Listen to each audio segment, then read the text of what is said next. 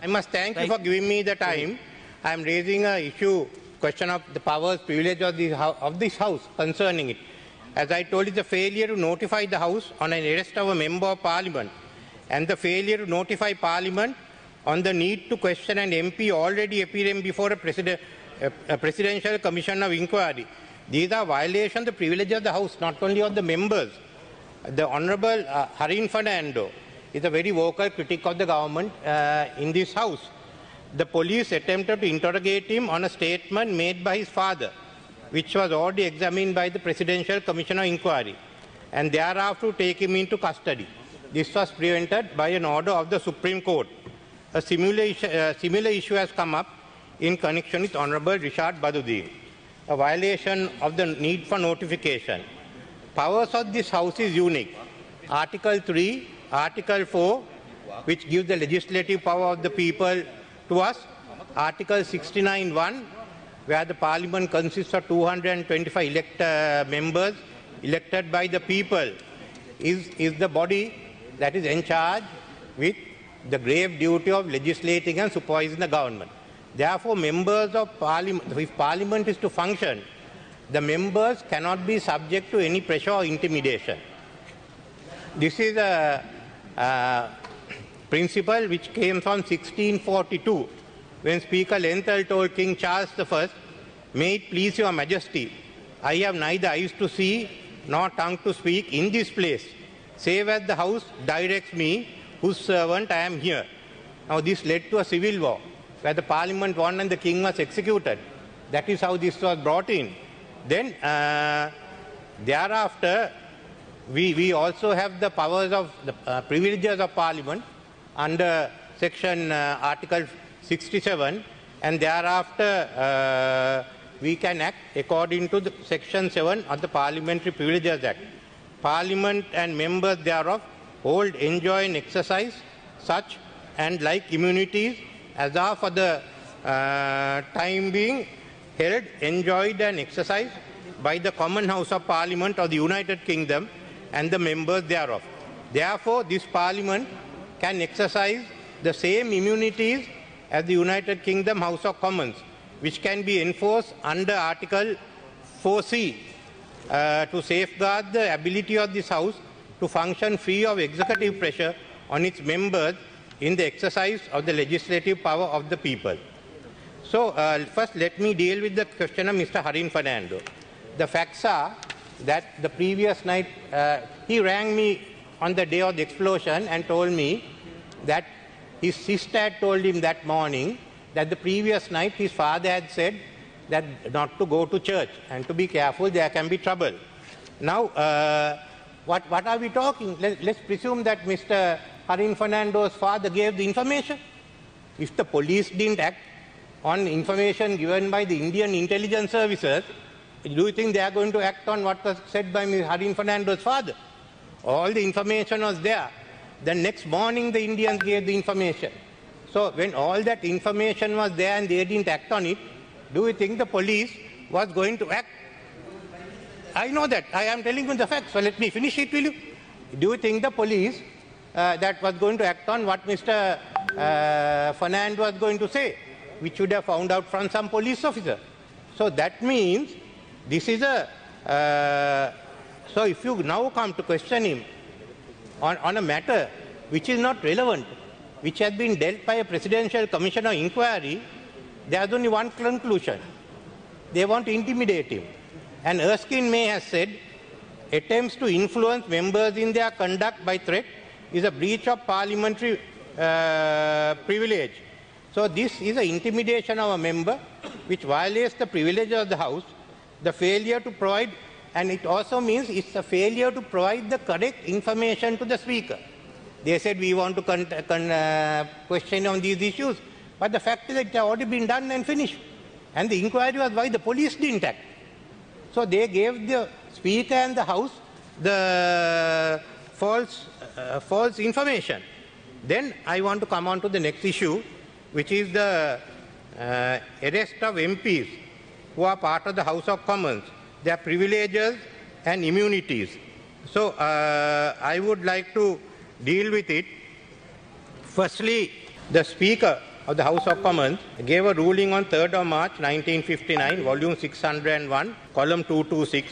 The origin of the doctrine of freedom from arrest, which attaches to all members of Parliament during a session of Parliament, lies in the fact that this House is entitled to have a first claim upon their services, and that any person who by an action of arrest or hindrance prevents a member from attending in his place to do his duty is guilty of contempt of the whole House. Then I would also like to point out what Blackstone said at that time. The chief, if not the only privilege of Parliament in such cases, seems to be the right of receiving immediate information of the imprisonment or detention of any member with the reasons for which he is detained. So that basically is a very, very old right which has been exercised by members in the House. So I am only asking that this be followed. I'd like to deal a little bit, if the House gives me, on the requirement of privilege. I think in the article I gave you, Honourable Speaker, it's well there, but I'm reading for the information of the House. Erskine May states that in all cases in which members of either House are arrested on criminal charges, the House must be informed of the cause for which they are detained from their service in Parliament. It comes from there. Then, before Erskine May, the parliamentary privilege was referred to by Mr. John Hatzell.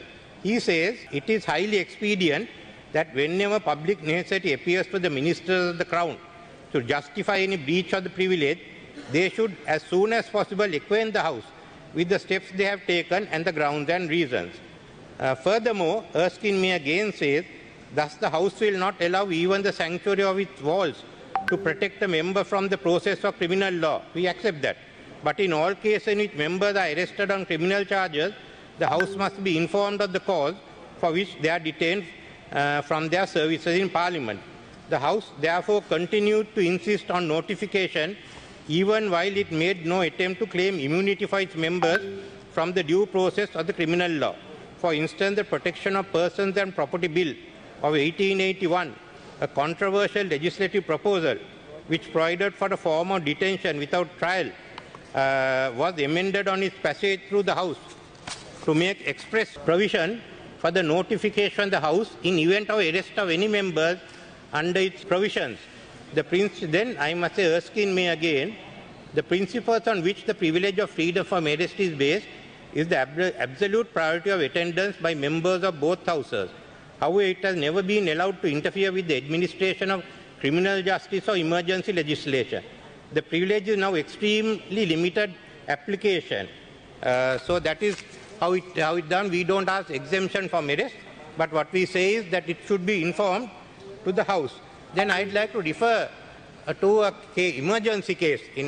During World War II, the British Parliament passed the Emergency Powers Defence Act 1939, and regulations are made to detain people who have a serious threat to the country.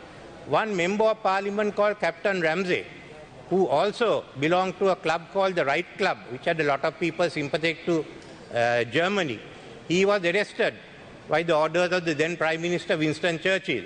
But after they arrested and detained, I'd like to read out to you how the House proceeded. Can I read out from the House of Commons debate of 30th July 1940? Captain Shaw, member, asked the Prime Minister whether he has considered the motion standing on the order paper relating to the detention of Honourable and Gallant Member for Peebles and Southern Captain Ramsay, and whether the government will refer the matter to the Committee of Privileges. The Prime Minister, Winston Churchill: yes, sir. The government are prepared to move to refer the question of arrest and detention of the Honourable and Gallant Member for Peebles and Southern to the Committee of Privilege for examination in relation to the privilege of the House. The necessary motion will be tabled tomorrow. Then the next day, a motion is tabled that the Committee of Privileges do consider and report whether the detention of Captain Ramsay under Regulation 18B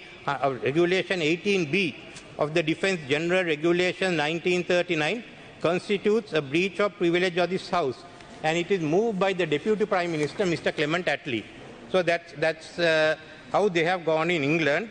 Even if a member is taken in, he has to be, it has to be inquired into. And I must tell you, Honourable Speaker, the committee went into it. and they found that one of the supporters of Captain Ramsey, who worked in the American embassy, had taken secret correspondence between Prime Minister Churchill and President Roosevelt and gave it to Captain Ramsey, who was about to pass it on to the German embassy in Dublin. So the House said that his detention was justified. So that is the way in which the House comes, and we have messenger member is detained, it goes in and it looks into the matter. So now thereafter, all this was codified by the standing order of the House of Commons in 2016, but it was all brought into the standing orders of the House of Commons Public Business 2019. And there at the very end, you find, if you don't mind, the new rule which applies here, and which comes under the appendix, notification of arrest of members. And what they say there is that members of the House shall be under no undue restraint from being able to attend the House, and this principle has been and continue to be encompassed in the privileges of the House claimed at the beginning of each Parliament. So these are the immunity. Ordered that this House accordingly endorses the second report of the Procedures Committee, session 2015-16, notification of the members, directs the Clerk of the House and the Speaker to follow the protocol on notification of the arrest of members set out in Annex 2 of that report. I have given you a copy, but for the benefit of the members, I will read the first item on the annexure, because I think that is what is most important. The protocol on handling of notification of arrest, which should come here. The police forces in UK should, as soon as possible, and in any event within 24 hours of arrest, notify the Chief Superintendent Parliament of any case in which a member has been arrested or similarly detained, showing when and where the arrest took place, where and for how long the member was detained, when and on what basis released, and the offence cited. What is the offence? They have to be informed of what is the offence. So these immunities apply to us. These are exemptions from the normal arrest rules under Privileges Act, Section 7. So there we have the case of Honorable Richard Batuddin, the member. So far, no reason has been given as to why he is under detention. So the right of the Parliament to know why he is being detained has been violated. There has been order under the Prevention of Terrorism Act, Section 9, a detention order made. Detention order made. This is the way that you all learn about standing orders of the House. Learn that, you study it. If you want another day, certainly come and reply. I like you all to follow the process. It's a bad thing for the House. So therefore, what are you saying? They are talking about unlawful activity. That is defined in Section 39, which was again amended in 1988. That's unlawful activity referred to there, or in any other law. So if you look at the unlawful activity in relation to the Prevention of Terrorism Act, it says person who causes the death of a specified person or kidnap. So there have been no specified person that we are aware of. Causes the death of any person who is a witness to any offence, commits a criminal intimidation of a specified person, commits the offence of robbery or property of government, any department, commits the offence of mischief to property of the government, without lawful authority imports, manufacture, collect firearms, possess without lawful authority firearms, by words either spoken or read by signs or by his attention, he has tried to cause violence, religious or racial, communal disharmony.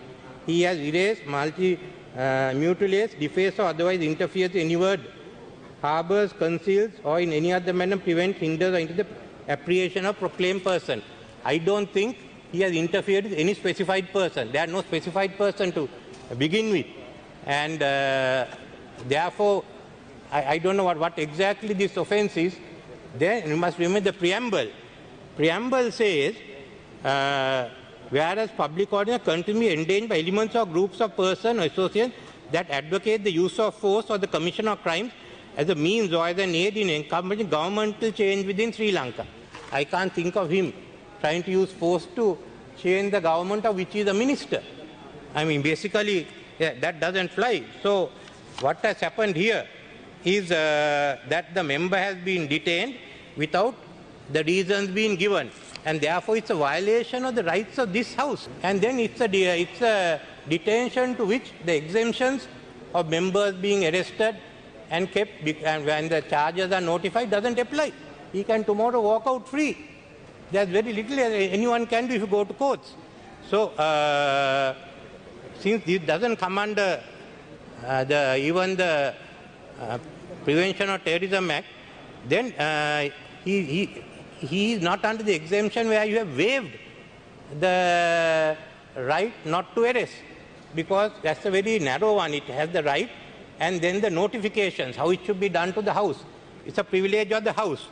So, in that case, I think the whole, the rights of the House and of the member both have been violated, and the notification rules of UK, which is in their standing orders, honourable member, should apply to this House now. We only go on criminal proceedings, but this is outside criminal proceedings. The another question is, can a member be detained under PTA? If you look into Article 3, Article 4, Article 69, and can Section 9 of the PTA apply there? Because the PTA was passed after the Constitution. So PTA has not overridden the Constitution. PTA must work in accordance with the rights there. Then I don't know where we, who are the supreme, who are the representatives of the people, can be taken in this way. In the world, the PTA has never been used to detain any members. So I think it has to be exercised.